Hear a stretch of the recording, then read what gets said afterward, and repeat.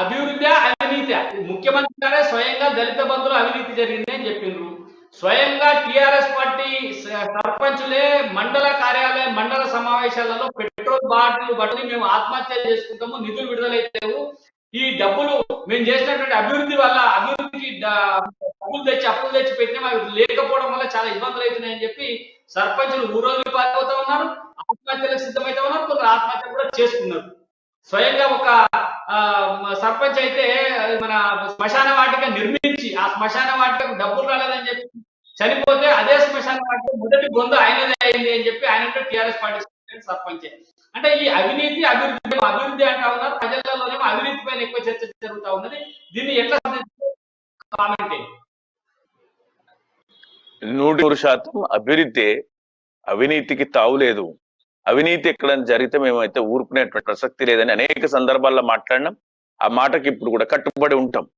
ఏ నిజం ఆ సర్పంచ్ గారి ఆ ఆత్మహత్య పట్లను, ఆ ఆత్మహత్య పట్ల ఏది నిజం అనేటువంటి కథనం కొన్ని పత్రికలలో వచ్చింది. వాస్తవం ఏంది అనుకున్నటువంటి పరిస్థితులు ఏంది అనేటువంటి.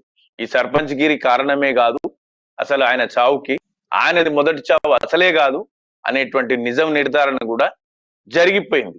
మీరు అన్నట్టు మా ముఖ్యమంత్రి గారు నిండు సభలో అంటే పార్టీ ప్లీనరీ సమావేశంలో ఆయన అన్నారు, నా దృష్టిలో ఒకరిద్దరు మనం గొప్పగా తీసుకెళ్తున్నటువంటి ఈ యొక్క దళితుల కోసం ఏర్పాటు చేసినటువంటి ఈ పథకంలో అవకతవకలు జరిగినట్టు నాకు నోటీస్కి వస్తుంది. మీరైనా మీ అనుచరుల ద్వారానైనా ఖచ్చితంగా దానికి మూల్యం చెల్లించుకోక తప్పదు. అది ఎలాంటిది, ఎలాంటి పనిష్మెంట్ అంటే చిట్ట చివరికి మీ ఎమ్మెల్యేగిరి టికెట్ ఇవ్వబడదు. అంటే మా పార్టీ వ్యక్తులైనా సరే ఎవరు అవినీతికి పాల్పడ్డా మాకు వినిపించింది.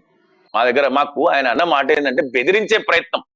ఇప్పుడు కాంగ్రెస్ పార్టీ ఆయన రాహుల్ గాంధీ గారు లాస్ట్ టైం వచ్చి మాట్లాడిపోయినప్పుడు ఎవరు ఎక్కువ తక్కువ మాట్లాడినా పార్టీలో నేను తీసి పడేస్తా అన్నారు.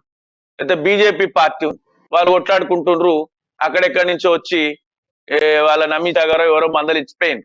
అట్లనే మా పార్టీ అంతర్గత సమావేశంలో ఆయన గద్దించిన తీరు ఏంటంటే తప్పు పని చెయ్యొద్దు, ఎవరైనా ఇప్పుడు మనము తెలిసినట్టు మాట్లాడుతున్నాం కదా, అవతల వాళ్ళు భయపడేది ఒకటి అలా జరిగినా కూడా దాన్ని తప్పుగా తీసుకుంటున్నాం మనం.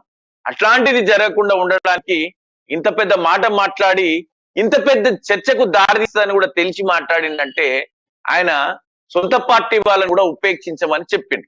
ఇంకా చాలా దాని మీద విమర్శలు ఏంటంటే ఇప్పుడు ఎంతమంది చేసిండ్రు, ఎవరి మీద యాక్షన్ తీసుకుంటుండ్రు, ఎప్పుడు తీసుకుంటుర్రు అనేటువంటి మాటలు కూడా ఉన్నాయి. డెఫినెట్ గా ఆ సమయం వస్తుంది, వచ్చినప్పుడు ఎవరున్నారు, ఏమున్నారు, ఏం పంచతుంది, ఏం కత్తుందని వాళ్ళని కూడా లెక్క తీస్తాం, ఆ లెక్కలల్లా బయట పెడతాం. దీనికి ఎక్కడ కూడా తగ్గదు. తెలంగాణ ప్రభుత్వం ఎక్కడ కూడా తగ్గి ఉండాల్సిన అవసరం లేదు.